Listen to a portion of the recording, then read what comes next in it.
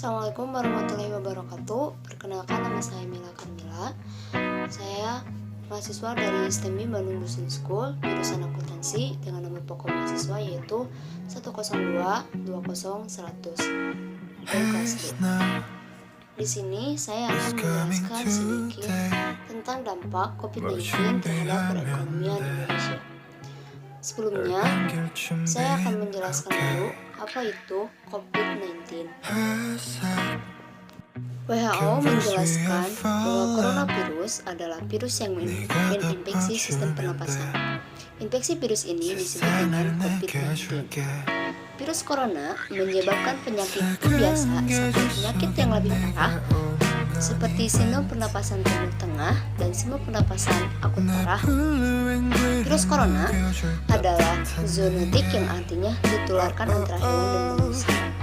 Berdasarkan Kementerian Kesehatan Indonesia, perkembangan kasus COVID-19 di Wuhan berawal pada tanggal 30 Desember 2019. Penyebaran virus corona ini sangat cepat, bahkan sampai ke lintas negara. Sampai saat ini, terdapat lebih dari 200 negara yang mengkonfirmasi terhadap virus corona. Penyebaran virus corona yang telah meluas ke berbagai belahan dunia membawa dampak pada perekonomian Indonesia, baik dari sisi perdagangan, investasi, dan pariwisata. Baik, selanjutnya kita masuk ke dalam pembahasan inti, yaitu dampak COVID-19 terhadap perekonomian Indonesia. Satu, yaitu dari sektor pariwisata. Merebaknya virus corona COVID-19 membuat pemerintah menutup pintu bagi kedatangan dari Tiongkok. Hanya wisatawan, sejumlah produk asal negeri Panai itu pun dibatasi. Tindakan tersebut dapat berpotensi terhadap perekonomian Indonesia. Di sektor pariwisata, kunjungan wisatawan Tiongkok yang saat ini jumlahnya terbesar kedua diperkirakan menurun. Begitu pula pada sektor investasi dan perdagangan. Dalam beberapa tahun terakhir, nilai investasi Tiongkok terus meningkat, bahkan menjadi terbesar kedua pada 2019. Di sektor perdagangan, Tiongkok merupakan mitra terbesar Indonesia.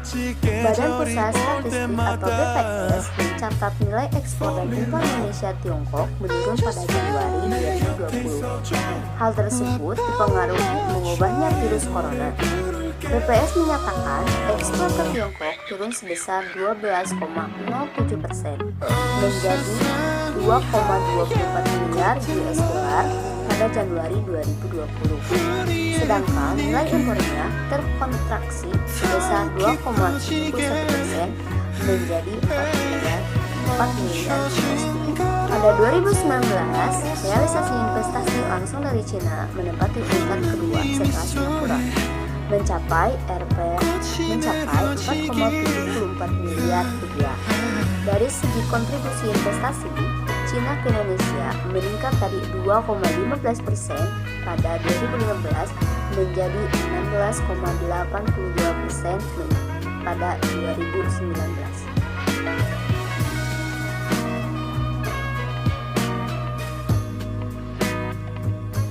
Muncul di Wuhan, Cina pada akhir tahun 2019 membuat dunia gempa, dan hal ini berpengaruh terhadap perekonomian internasional maupun Indonesia. Menurut Menteri Perdagangan Agus Suparmanto menjelaskan bahwa adanya dampak dari pandemi virus COVID-19 terhadap perdagangan di Indonesia dan perdagangan global yang terjadi akibat pandemi virus COVID-19 ini. Pelarangan ekspor impor pangan dan alat kesehatan, supply demand, dan perubahan pusat rantai pasok global dari Cina, AS, dan Jerman juga turut terganggu, menurut Menteri Perdagangan Agus Suparmanto. Selain itu, biaya logistik atau bahkan makanan meningkat pesat. Dengan adanya lockdown atau karantina di berbagai wilayah di Indonesia maupun di luar negeri, membuat pengiriman barang memakan waktu yang lebih lama daripada biasanya. Protokol kesehatan guna mengurangi hal ini dikarenakan adanya peraturan baru terkait protokol kesehatan guna mengurangi penyebaran virus COVID-19. Dampak negatif pandemi virus COVID-19 berdampak pada kerjasama perdagangan dengan beberapa negara, dan hal ini bisa saja menimbulkan resesi ekonomi global. Menurut Menteri Koordinator Bidang Perekonomian Airlangga Hartarto, pertumbuhan ekonomi Indonesia selama ini dipengaruhi oleh pertumbuhan ekonomi Cina, yang mana saat adanya virus COVID-19 yang muncul di Wuhan, Cina membuat pertumbuhan ekonomi Cina menurun, maka otomatis pertumbuhan ekonomi Indonesia juga akan menurun. Hal ini dibuktikan dengan ekonomi Cina yang mengalami perlambatan sebesar 1-2%. Hal ini dibuktikan dengan ekonomi Cina yang mengalami perlambatan sebesar 1-2% berpengaruh terhadap penurunannya pertumbuhan ekonomi di Indonesia sebesar 0,1% sampai 0,3% pada saat pembatasan ekspor impor dari dan atau ke Cina dan banyaknya perusahaan dan pabrik yang tutup membuat perekonomian Cina terganggu. Mengingat Cina adalah salah satu negara di dunia yang perekonomiannya, maka hal itu akan berdampak pada perekonomian negara lain yang salah satunya adalah Indonesia menjadi mitra dagangnya. Dari sisi impor logistik atau bahan pangan, Indonesia memiliki ketergantungan impor bawang putih dari Cina. Pada Februari 2020, Indonesia hanya dapat mengimpor 23.000 ton bawang putih dari Cina. Angka ini turun drastis dari tahun 2019 yang dapat mengimpor bawang putih sebesar 583 ton. Pada Februari 2020, penurunan impor terbesar dari Cina juga terlihat pada komoditas buah-buahan. Adapun impor komoditas buah-buahan turun signifikan sebesar 78,8% dari 160,4 juta US dollar menjadi 33,9 juta US dollar. Tak hanya impor, ekspor produk Indonesia ke Cina atau ke luar negeri berpotensi melemah akibat adanya virus COVID-19. Terlebih, banyak pabrik di Cina yang menjadi pusat perekonomian global tutup atau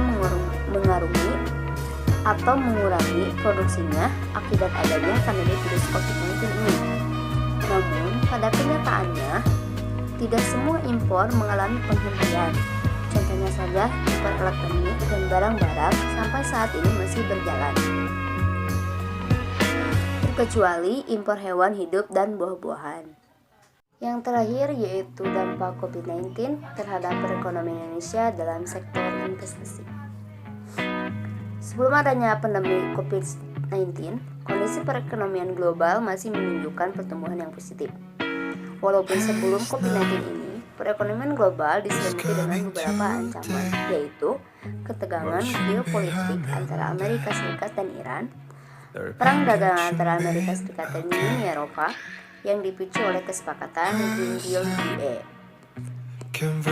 perang dagang antara Amerika Serikat dan Tiongkok, serta isu Brexit yang belum selesai. Namun, secara keseluruhan, kondisi ekonomi global sebelum pandemi COVID-19 masih baik dan perspektif untuk melakukan investasi. Tidak hanya perekonomian global yang masih positif, sebelum pandemi pun perekonomian nasional masih cukup baik. Dilihat dari IHSG pada awal Januari yang sempat menyentuh angka 6.300. Hal ini adalah salah satu pencapaian yang baik dan menarik bagi Indonesia. Tidak hanya itu, prospek ekonomi nasional juga masih stabil, di mana pertumbuhan ekonomi berada pada level 5 sampai 5,5%. Kemudian regulasi-regulasi yang dibuat oleh pemerintah, kondisi rupiah yang cenderung lebih stabil, dan cadangan devisa kita yang bagus menjadi daya tarik bagi investor untuk berinvestasi di Indonesia. Kondisi pasar modal setelah pandemi. Virus COVID-19 di Indonesia pertama kali ditemukan sekitar awal atau pertengahan Maret. Setelah virus ini ditemukan, tren IHSG menjadi menurun karena pada saat itu muncul isu-isu mengenai COVID-19 yang mulai meluas dari Wuhan ke Jepang, Korea, dan negara Singapura yang paling dekat dengan Indonesia. Sehingga penurunan ini menyebabkan IHSG kita mengalami penurunan sampai di bawah level 4 jadi. Penurunan ini tentunya juga tidak lepas dari sentimen investor yang melihat bahwa pemerintah Indonesia pada waktu itu belum serius dalam menangani COVID-19 ini, sehingga ketika krisis kesehatan yang terjadi dan sentimen-sentimen itu ada, membuat para investor lebih memilih untuk menarik dananya dari pasar modal, sehingga hal tersebut tentunya membuat harga saham mengalami penurunan. Pergerakan pasar modal apabila ini adalah investasi, maka akan sangat dipengaruhi oleh perusahaan. Ketika PSBB terjadi, banyak perusahaan-perusahaan yang kolaps. Jika kita lihat pada hari ini, perusahaan-perusahaan yang listing di pasar modal yang berperan di bidang pariwisata semuanya negatif. Sehingga kalau kita lihat, tidak hanya aspek finansial perusahaan yang terpukul karena pandemi COVID-19, namun juga aspek real dan fundamental juga ikut terkena imbasnya, sehingga wajar saja harga saham sempat jatuh atau bahkan sekarang harga saham performance-nya tidak sebaik sebelum terjadinya pandemi. Meskipun banyak perusahaan-perusahaan yang tidak mampu bertahan di tengah kondisi saat ini, namun perusahaan telekomunikasi kinerjanya justru membaik pada masa pandemi ini. Selama pandemi ini, perusahaan Telkomsel, XL, Indosat memiliki laba yang luar biasa karena pemakaian internet selama work from home dan belajar dari rumah semakin meningkat. Dan beberapa perusahaan yang bergerak di sektor food and beverage seperti halnya Indofood, sukses makmur juga cukup baik karena meskipun pandemi ini melanda, kinerja perusahaannya tetap naik. Hal tersebut dikarenakan perusahaan Indofood memproduksi kebutuhan dasar yang saat ini juga dibutuhkan. Berikut tadi adalah sedikit dampak dari COVID-19 terhadap perekonomian Indonesia. Mohon maaf bila ada kesalahannya. Wassalamualaikum warahmatullahi wabarakatuh.